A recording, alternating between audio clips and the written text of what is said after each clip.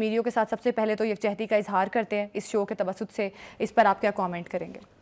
دیکھیے یہ ایک تو یہ پاکستان بھر میں یہ دن جو ہے بڑے یعنی جوش و جذبے کے ساتھ منایا جاتا ہے، اور آج ہم نے اس کے مظاہر بھی دیکھے ہیں کہ پاکستان کے تقریباً ہر شہر میں کشمیریوں کے ساتھ یکجہتی کے طور پر یہ دن منانے کے لیے ریلیز نکلی ہیں، جلسے ہوئے ہیں، جلوس ہوئے ہیں۔ آپ نے دیکھا کہ 1 کلومیٹر لمبا فلیگ جو ہے کشمیر کا اور پاکستان کا وہ بھی لہرایا گیا ہے، اور نہ صرف پاکستان میں بلکہ اکراس دا بارڈر جو مقبوضہ کشمیر ہے وہاں پر بھی لوگوں نے اس دن کو منانے کے لیے ریلیاں نکالی ہیں اور جلوس کیے ہیں، وہاں پر بھی پروٹیسٹ ہوئے ہیں۔ جی اسی طریقے سے پوری دنیا میں جہاں جہاں پاکستانی اور کشمیریز بستے ہیں وہاں آج کے اس دن کی سگنیفیکنس کے اعتبار سے وہاں لوگوں نے ریلیز نکالی ہیں، مظاہرے کیے ہیں۔ کشمیر جو ہے، بلکہ میں اگر یوں کہوں کہ کشمیر اور فلسطین دونوں میں ایک قدر مشترک یہ ہے کہ یہ دونوں ہی 1948 سے چلے آ رہے ہیں ایشوز، اور اب تک ریزالو نہیں ہوئے ہیں۔ دوسری بات یہ کہ دونوں ہی ایشوز جو ہیں وہ پاکستان کے ہر شہری کے دل کے بہت قریب ہیں۔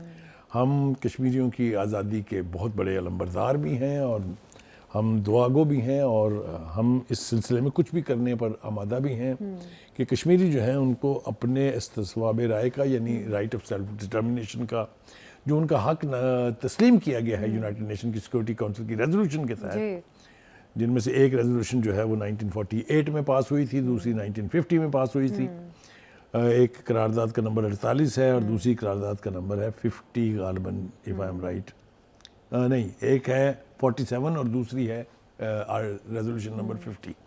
یہ دو ریزولوشنز آج تک پڑی یونائٹڈ نیشن کے ایجنڈے کے اوپر پوری دنیا کے عالمی ضمیر کا منہ چڑھا رہی ہیں۔ بالکل بالکل، 77 کسی سال کے گزر کان گئے پر جو نہیں رینگ رہی ہے۔ ظلم کا ہندوستان نے جو کچھ کیا ہے اس کے بارے میں کوئی ڈھکی چھپی بات نہیں ہے۔ ابھی حال ہی میں جو کچھ کیا وہ یہ کہ آرٹیکل 370 کو ریووک کر کے کشمیر کو ہندوستان کا حصہ بنا لیا ہے آئینی طور پر انہوں نے، اور انتہائی بے حسی کا مظاہرہ کرتے ہوئے وہاں کی سپریم کورٹ نے اس فیصلے کو جائز قرار دے دیا ہے۔ لیکن نہ صرف یہ کہ کشمیریوں نے اس کو مکمل طور پر مسترد کر دیا ہے، بلکہ پاکستان نے بھی دنیا بھر میں ہر فورم پر جا کر یہ کہا ہے کہ ہندوستان کا یہ ایکٹ جو ہے یہ کشمیریوں کی جو رائٹ آف سیلف ڈٹرمنیشن ہے اس کی ڈینائل ہے، انسانی حقوق کی پائمالی ہے۔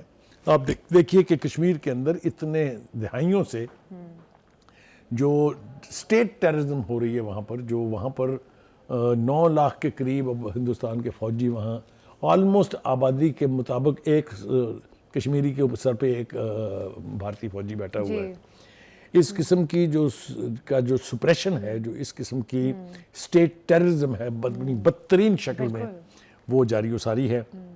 اس حوالے سے جو آرمی چیف کا سٹیٹمنٹ ہے اس میں میرے خیال سے اس قسم کے دپنگ سٹیٹمنٹ کی ضرورت تھی۔ انہوں نے کہا ہے کہ کشمیر ایک دن آزاد ہوگا، 10 جنگیں بھی لڑنی پڑی تو اس کے بارے میں لڑیں گے اور ہر جارحیت کا منہ توڑ جواب دیں گے۔ اور میں ذرا آپ کو اس کی تاریخ تھوڑی سی اگر آپ اجازت دیں گی تو میں بیان کر دوں کہ کشمیر کے ایشو کے اوپر 1948 میں پاکستان اور بھارت کی پہلی جنگ ہوئی تھی۔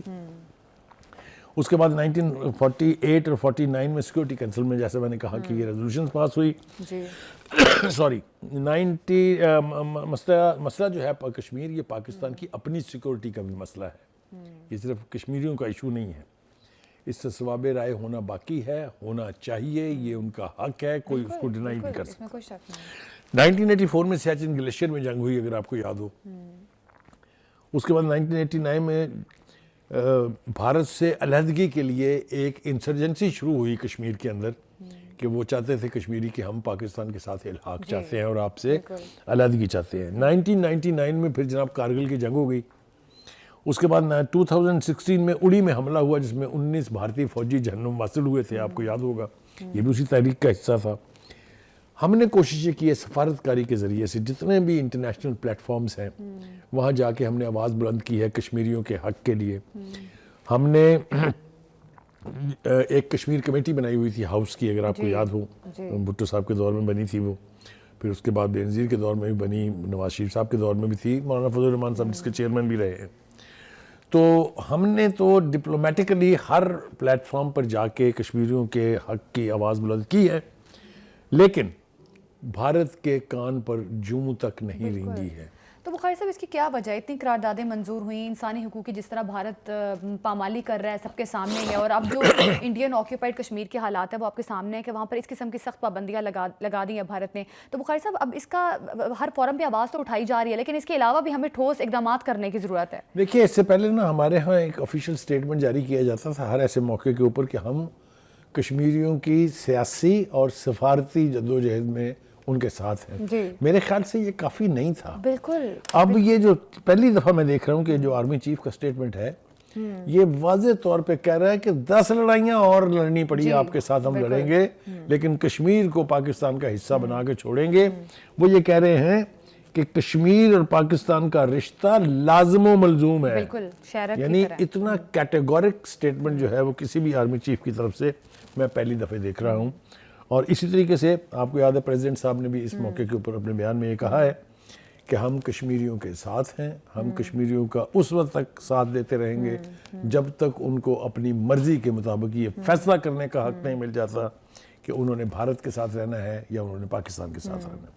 اسی طریقے سے ہم نے دیکھا کہ وزیر اعظم جو ہیں انہوں نے بھی بھارت کو مشورہ دیا ہے کہ جناب 5 اگست 2019 کی سوچ سے باہر نکل آیا. اچھا بخاری صاحب اب عملی اقدامات کرنے کی ضرورت ہے. میرا خیال ہے کہ اب وقت جو ہے خالی زبانی کلامی سے آگے نکل چکے ہیں. عملی طور پہ کیا اقدامات کرنے کی ضرورت ہے؟ کیا کیا جا سکتا ہے؟ دیکھیے 2 باتیں تو طے ہیں. جنگوں سے کسی بھی مسئلے کا حل نہیں نکلتا ہے. حل نکلے گا مذاکرات کے ذریعے. جی ریکارڈ کے اوپر میں آپ کو بتا سکتا ہوں 2-3 جو راؤنڈز ہوئے تھے اس میں تو میں ساتھ تھا. میں آگرہ میں بھی تھا، میں کھٹمنڈو میں بھی تھا. دونوں جگہ ہم تقریباً قریب پہنچ گئے تھے کہ کوئی ایسا معاہدہ ہو جائے جس سے دونوں ملکوں کے درمیان امن قائم ہو جائے. لیکن وہاں کی جو انتہا پسند تنظیم ہے اور پارٹی ہے، سیاسی پارٹی کا نام بی جے پی ہے اور جو انتہا پسند تنظیم ہے اس کا نام ہے RSS، راشٹریہ سیوک سنگھ. یہ اتنے انتہا پسند گروپ ہیں جو کانگریس ہو یا بی جے پی ہو، جو بھی حکومت ہو، اس کی پالیسیوں کے اوپر اثر انداز ہوتے ہیں اور اپنی مرضی سے ہر لاسٹ منٹ کے اوپر کوئی بھی ہونے والا معاہدہ جو ہے اس کو سبوٹیج کر دیتے ہیں. UN ریزولوشنز بھی ہوئی لیکن اس کا بھی کچھ سمجھ میں نہیں آیا کریکٹ. کیا اور ہوا ہے، یہ کشمیر کے علاوہ مسلمانوں کا جو حال ہندوستان کے باقی علاقوں میں ہے وہ بھی آپ کے سامنے ہے. وہ سب کچھ یہی جو بی جے پی کے گنڈے اور یہ RSS کے گنڈے جو ہیں، آپ دیکھیے نقاب حجاب کے حوالے سے وہاں کتنے کرائسس ہیں. مسجدوں میں جانے کی کھلے عام اجازت نہیں ہے، عید کی نماز پڑھنے کی اجازت نہیں ہے. ہم تو صرف مسلمانوں کی بات آج کر رہے ہیں اور کشمیریوں کی بات کر رہے ہیں، لیکن آپ نے دیکھا کہ اسی ہندوستان میں عیسائیوں کے ساتھ کیا ہوا. بخاری صاحب جس طرح سے 5 اگست 2019 کو ہوا، 5 سال گزر گئے ہیں اس واقعے کو انڈیا نے. دیکھیے اس کے اوپر بات اگر ہم کریں گے تو بہت دور تک چلی جائے گی. اگر آپ کو یاد ہو تو پریزیڈنٹ ٹرمپ کے ساتھ جو خان صاحب کی ملاقات ہوئی تھی پانی PTI کی، اور انہوں نے کہا تھا کہ میں ثالثی کروں گا. بس وہ گھر واپس پہنچتے گئے ہیں تو 3 دن کے بعد ہندوستان نے کشمیر کو ہڑپ کر لیا ہے. پھر بڑے بڑے نعرے مارے گئے تھے، ہم ہر جمعے کو 10 منٹ کے لیے کھڑے ہوا کریں گے دھوپ میں، پھر ہم یہ کریں گے ہم یہ کریں گے. وہ سب کچھ بھول گئے. تو یہ کشمیر کا سودا کس نے کیا ہے تاریخ کے پنوں میں لکھا بھی جائے گا اور دنیا یاد بھی رکھے گی. لیکن اچھی بات یہ ہے کہ پرائم منسٹر کہہ رہے ہیں مودی صاحب سے کہ بھائی اس 5 اگست والی سوچ سے باہر نکل آئے. مطلب یہ ہے کہ یہ سلوشن نہیں ہے، یہ ہمیں ایکسیپٹیبل نہیں ہے جو آپ نے کیا ہے. بالکل. تو اور یہ کہ آپ ہوش کے ناخن لیں، بیٹھ کے اکراس دا ٹیبل مذاکرات کسی کنڈیشن کے بغیر ہوں گے. دیکھیں نا ہندوستان مذاکرات کے لیے تیار ہے، وہ کہتا ہے جی کشمیر کو چھوڑ دیں، باقی مسئلوں پہ بات کر لیں. بھائی کشمیر کور ایشو ہے، کشمیر کو کیسے چھوڑ دیں؟ کشمیر کو بالکل بھارت کو میرا خیال ہے ہوش کے ناخن لینے چاہیے اور مذاکرات کے ذریعے کوئی راستہ نکالنا چاہیے. اور آرمی چیف نے سخت سٹیٹمنٹ دیا آج کے روز کہ کشمیر یقینی طور پہ آزاد ہوگا اور اس کے لیے جتنی بھی جنگیں کرنی پڑی وہ کریں.